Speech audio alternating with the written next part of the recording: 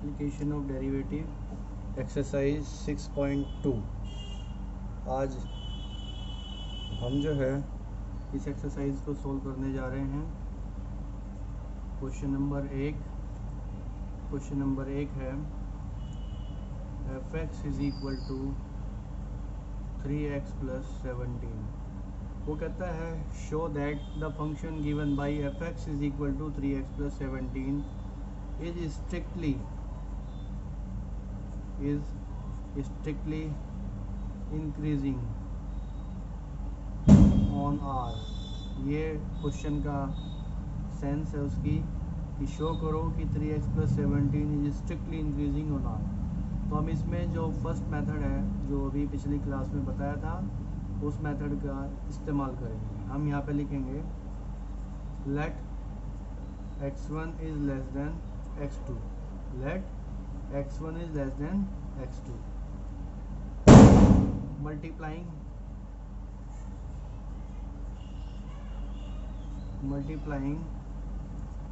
both sides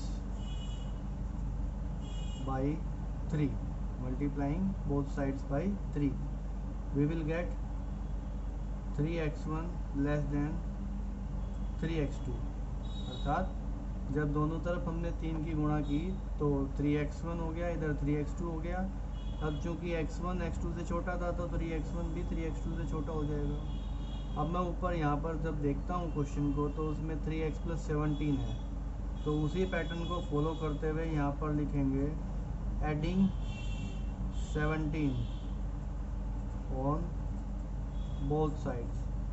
अब हम जो काम कर रहे हैं वो दोनों तरफ एक जैसा है और इनइक्वलिटी में हम ये ध्यान रखते हैं कि यदि हम कोई भी स्टेप्स फॉलो कर रहे हैं तो जो लेफ़्ट साइड में हम करें वही राइट साइड में करें, तो ओवरऑल जो है हमारी इनइक्वलिटी उसी पैटर्न में चलती रहती है जिस पैटर्न में हमने इनिशियली उसको लिया हुआ है। Adding 17 on both side 3x1 + 17 less than 3x2 + 17। अब ये जो है इसकी जगह हम लिख सकते हैं f(x1) और ये जो है इसकी जगह हम लिख सकते हैं f(x2)। अब जो स्ट्रिक्टली इंक्रीजिंग का हमारा टेस्ट था उसके बारे में हमने आपको बताया था कि हम क्या करते हैं, if a function is strictly increasing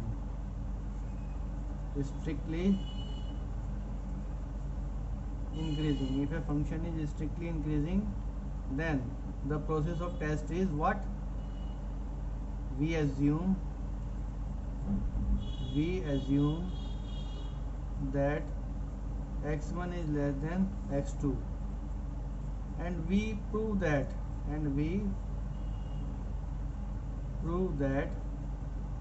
f(x1) is also less than f(x2).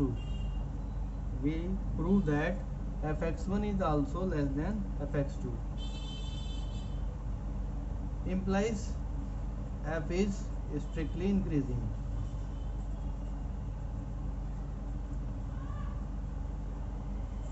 ये जो है मैंने आपको पिछली क्लास में बता दिया था, परंतु ये है कि एक क्वेश्चन के साथ में वो टेस्ट आपको बताना चाह रहा था, इसलिए मैंने यहाँ पर आपको इंडिकेट कर दिया। तो ये आपका हो गया क्वेश्चन नंबर फर्स्ट। अब इसी पैटर्न पर आपका जो है क्वेश्चन नंबर सेकंड है। क्वेश्चन नंबर सेकंड क्या है हमारा, f(x) हमें दिया हुआ है e⁻²x और वो कहता है शो करो कि ये स्ट्रिक्टली इंक्रीजिंग है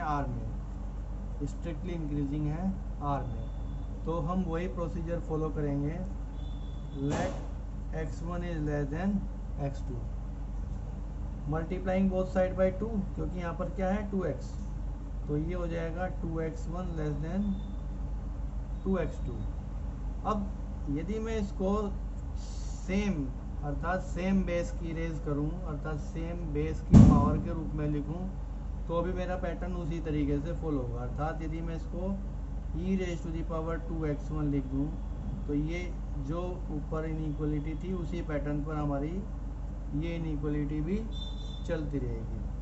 और इसकी क्या सेंस बनी, इसकी जगह मैं क्या लिख सकता हूँ, fx1 less than fx2।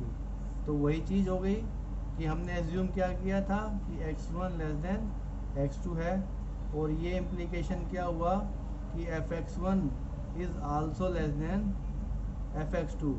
Implies क्या हो गया कि f इज़ स्ट्रिक्टली इंक्रीजिंग। क्या हो गया? f is strictly increasing. ये चीज़ है जो आपको इन क्वेश्चंस में फॉलो करनी है। और ये जो इस पैटर्न के क्वेश्चंस हैं, ये सारे के सारे जो क्वेश्चन हैं, ये आपको 1 मार्क्स के 2 मार्क्स के जो शॉर्ट आंसर टाइप क्वेश्चंस हैं उसमें आप इस प्रोसेस को फॉलो कर सकते हैं। इसके बाद हम जो नेक्स्ट स्टार्ट करेंगे वो होगा डेरिवेटिव टेस्ट। डेरिवेटिव जो टेस्ट है वो हमें मैक्सिमम क्वेश्चंस में फॉलो करना है। तो एक क्वेश्चन मैं आपके सामने ले रहा हूँ, उसमें जो क्वेश्चन है उस क्वेश्चन को समझने के बाद आप जो है इसका पूरा का पूरा जो प्रोसेस है उसको ध्यान से समझ जाएंगे। क्वेश्चन नंबर 4, क्वेश्चन नंबर 4 है fx is equal to 2x square minus 3x। वो कहता है find the intervals in which the function f given by fx is equal to 2x square minus 3x is strictly increasing and the second is strictly decreasing. Means वो हमसे वो interval find out करवाना चाहता है कि जिस interval में ये स्ट्रिक्टली इंक्रीजिंग है और जिस इंटरवल में ये स्ट्रिक्टली डिक्रीजिंग है। ठीक है, तो उसके लिए हमारा जो फर्स्ट स्टेप है, जो स्टेप फर्स्ट है वो क्या है? फाइंड f डैश x, अर्थात जो हमें क्वेश्चन दे रखा है उसका फर्स्ट डेरिवेटिव फाइंड आउट कीजिए, अर्थात उसको एक बार डिफरेंशिएट कीजिए। तो यहाँ पर हमारा जो f डैश x है वो कितना आ जाएगा? ये आ जाएगा 4x minus 3। Step second, step second क्या है? Put f dash x equal to 0, put f dash x equal to 0। तो जब हम यहाँ पे इसका पुट करेंगे तो 4x माइनस 3 इक्वल टू कितना हो जाएगा? 0। Implies x is equal to कितना हो जाएगा? 3/4। Implies x is equal to कितना हो जाएगा? 3/4। अब जो हमारा रियल लाइन है, जो हमारी रियल लाइन है, रियल लाइन जो है उसमें कहाँ से कहाँ तक है? माइनस इन्फिनिटी से लेकर प्लस इन्फिनिटी तक हमारा जो है एक रियल लाइन पे हम इंडिकेशन देते हैं कि left side will go up to minus infinity and right side will go up to plus infinity. ठीक है, अब इस पूरी लाइन के बीच में आपको एक पॉइंट मिला है, वो क्या है? 3/4। अब आप इसको यहाँ पे लिख दें x is equal to 3/4।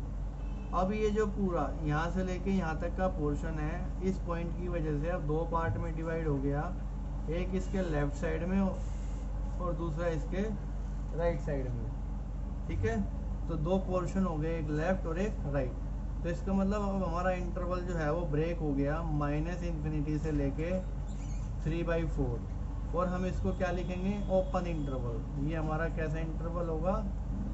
Open interval. कैसा इंटरवल होगा? ओपन इंटरवल, अर्थात 3/4 को हम इसमें इंक्लूड नहीं करेंगे। इसी तरीके से जो राइट साइड का हो गया वो हो गया हमारा 3/4 से लेके और इन्फिनिटी तक। यहाँ पर भी वही चीज़ है, ये भी ओपन इंटरवल है। मींस ना तो इस इंटरवल में 3/4 है और ना ही इनफाइनाइट है, लेकिन इनके बीच के सारे पॉइंट अर्थात यहाँ से लेके यहाँ तक के सारे पॉइंट हम इसमें ले सकते हैं। पहले राइट की बात करेंगे तो इधर के पॉइंट, लेफ़्ट की बात करेंगे तो उधर के, बस हमें 3/4 को एक्सक्लूड करना है। ठीक है, एक्सक्लूड का मतलब छोड़ देना है उसको। ठीक है, तो अब हमारा जो टेस्ट है वो क्या कहता है? स्टेप थर्ड है check the sine of f dash x in the given interval. Check the sign of f dash x in the given interval. If f dash x is greater than 0 in that interval, that interval, then f is strictly increasing। ठीक है, यदि यहाँ पर equal to का निशान भी आ जाए तब हम उसे स्ट्रिक्टली इंक्रीजिंग ना बोल के सिंपल इंक्रीजिंग फंक्शन बोलेंगे। And if f dash x is less than 0 in that interval,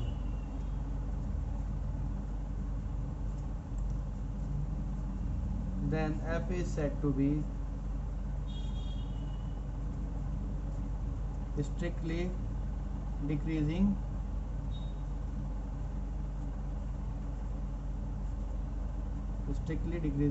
function. अब ये जो इंटरवल है इसका हमने स्टेप बता दिया है कि इसमें क्या करना है। जैसे ऊपर बताया था उसी तरीके से यदि यहाँ पर इक्वल टू आ जाए f dash x equal to 0 in that interval, then we say that it is simple decreasing function. वहाँ पर हम स्ट्रिक्टली वर्ड यूज़ नहीं करेंगे। तो अब इस पोर्शन को आगे बढ़ाते हैं।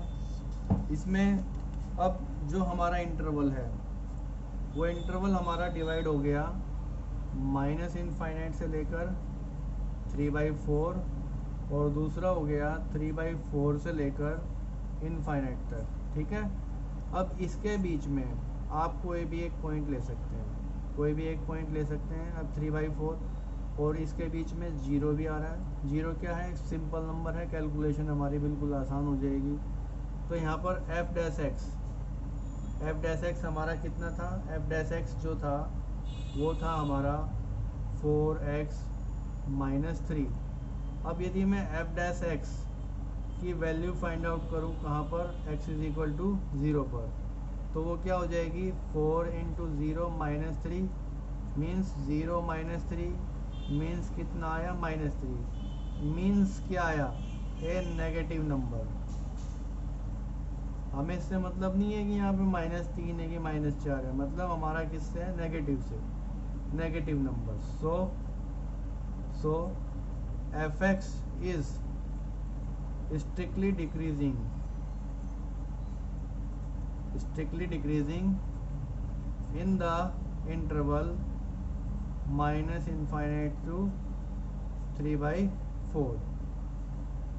अब इसी तरीके से यहाँ पर 3/4 इनफाइनाइट के बीच में 1 आ जाता है, क्योंकि 1 पे भी हमारी कैलकुलेशन इजी हो जाती है। तो आप 1 की जगह 2, 3, 4, 5 कुछ भी ले सकते हो, उससे कोई फ़र्क नहीं पड़ता। लेकिन हम अपना काम हल्का करने के लिए वो नंबर लेते हैं जिससे हमें कैलकुलेशन में ज़्यादा मेहनत ना करनी पड़े और हमारा टाइम बच जाए। अब f dash x की वैल्यू किस पर हमें चेक करनी है, x इज इक्वल टू 1 के ऊपर। तो ये कितना हो जाएगा, ये हो जाएगा 4 × 1 - 3 कितना हो गया 4 - 3 कितना हो गया 1, और ये कितना हो गया पॉजिटिव। हमें 1 से मतलब नहीं है, 2 से मतलब नहीं है, हमें मतलब होता है साइन से कि वो पॉजिटिव आ रहा है कि नेगेटिव आ रहा है। और ध्यान ये रखें कि यहाँ पर इस इंटरवल के बीच में आप कोई भी पॉइंट ले सकते हैं। ऐसे ही इस इंटरवल के बीच में आप -1, -2, -3, -4 कुछ भी ले सकते हैं, इट डजेंट मैटर। तो हम क्या लिखेंगे, since f dash x is positive in the interval 3/4 to infinite, so fx is strictly increasing in the interval 3/4 to infinite। तो ये एक मेथड था जिसको फर्स्ट डेरिवेटिव टेस्ट भी बोल देते हैं या डेरिवेटिव टेस्ट भी बोल देते हैं। इस मेथड से आप चेक कर सकते हैं कि हमारी जो फंक्शन है वो स्ट्रिक्टली इंक्रीजिंग है या डिक्रीजिंग है, किस इंटरवल में। अर्थात हम इंटरवल भी फाइंड आउट कर लेते हैं इस मेथड से, और फिर ये भी चेक कर लेते हैं कि किस इंटरवल में फंक्शन स्ट्रिक्टली इंक्रीजिंग है और किस इंटरवल में फंक्शन स्ट्रिक्टली डिक्रीजिंग है। इसके जो आगे के क्वेश्चंस हैं वो हमारी नेक्स्ट वीडियो में होंगे, तो please follow my next video.